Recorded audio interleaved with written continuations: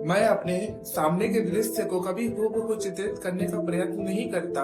दृश्य के प्रति अपनी आंतरिक भावनाओं को प्रभावी रूप से अंकित करने के लिए पूर्ण स्वेच्छा से मैं रंगों का प्रयोग करता हूँ। इसी दृष्टिकोण को लेकर उन्होंने आजीवन कला निर्मित की। उनकी कला ऐतिहासिक कला शैलियों, कला संबंधित सिद्धांतों या रचना के नियमों पर आधारित नहीं है। कला समीक्षकों ने लिखा है, विंसेंट की कहानी सौंदर्य फलक, आंख, तुलिका या मिश्रण फलक की कहानी नहीं है, बल्कि एक ऐसे अकेले दिल की कहानी है जो अंधेरे में धड़क रहा है, नहीं जानता था क्यों दुखी है वो, क्या चाहता था वो। Vincent van Gogh. Van Gogh ने कला के लिए कला इस ध्येय का विश्वास नहीं किया। उनकी कलाकृतियों में मानवीय दुख, परिश्रम और पारमार्थिक आकांक्षाओं का दर्शन मिलता है।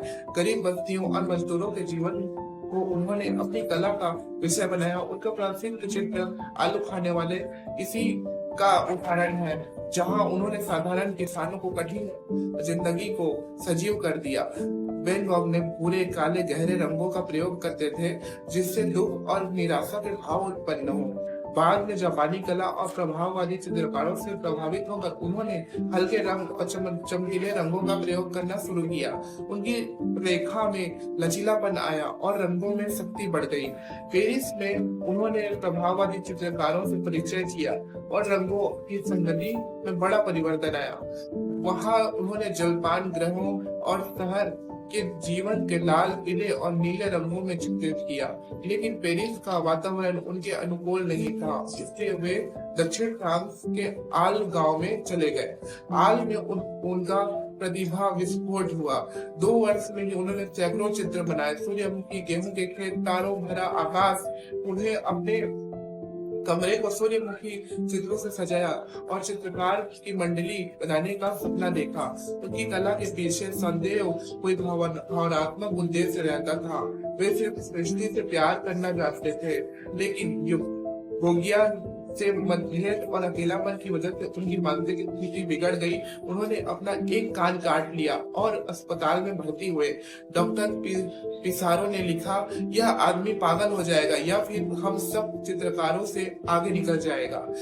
वैन गॉग धूप में तप कर दिन भर चित्र बनाते, मानो अपनी आत्मा को रंगों में उड़ेल रहे हो। इसी विनाशकारी आत्मसमर्पण ने उन्हें अंतर मानसिक रूप से तोड़ दिया। एक दिन उन्होंने खुद पर गोली चला ली और 37 वर्ष की आयु में उनकी मृत्यु हो गई। उनका प्रसिद्ध चित्र स्टारी नाइट उन्हें एक सपने से प्रेरित होकर मिला था। वे लिखते हैं, जैसे कहीं जाने के लिए रेल का इस्तेमाल किया जाता है, वैसे ही मौत पर तारों पर सवार होकर तारों पर हम चले जाते हैं।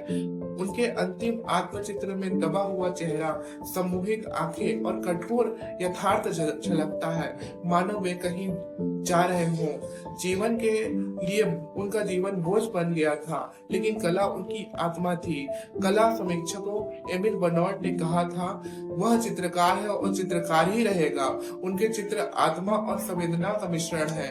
वैन गॉग के आत्मचित्र उनकी मानसिक अवस्था के दर्पण है। उनके व्यक्ति चित्र निष्कपट, परिश्रमी और दुख है, लेकिन उनकी सहृदयता झलकती है। वे फूलों को सजीव प्राणियों की तरह प्यार करते हैं और उनकी आत्मीय चित्रण करते हैं। उनके सारे चित्र की अंतरात्मा की उत्कृष्टता दर्पण को दर्शाते हैं। यही उनकी कला का आत्मा है। प्रामाणिकता और ने जीवन और कला में द्वंद्व था, और एक और मानसिक पीड़ा, दूसरी और प्रकृति का प्रेम। उसने लिखा, जब भी मैं अपने काम के बारे में सोचता हूँ तो लगता है कि मैं जितना समय पैदा कर सकता था उतना ही कर पाया, लेकिन आज उनकी कृतियां अमर हैं। उनका जीवन संघर्ष पूर्ण है, पर उनकी कला उन्हें अमृत दे दिया। वैन गॉग हमेशा चित्रकार थे और चित्रकार है और चित्रकार ही रहेंगे। तो दोस्तों, ये था वैन गॉग का बायोग्राफी। आशा करता हूँ आपको पसंद आया होगा। पसंद आया तो लाइक जरूर करना और मिलते हैं गाइस नेक्स्ट वीडियो में। Thank you so much for watching. Bye.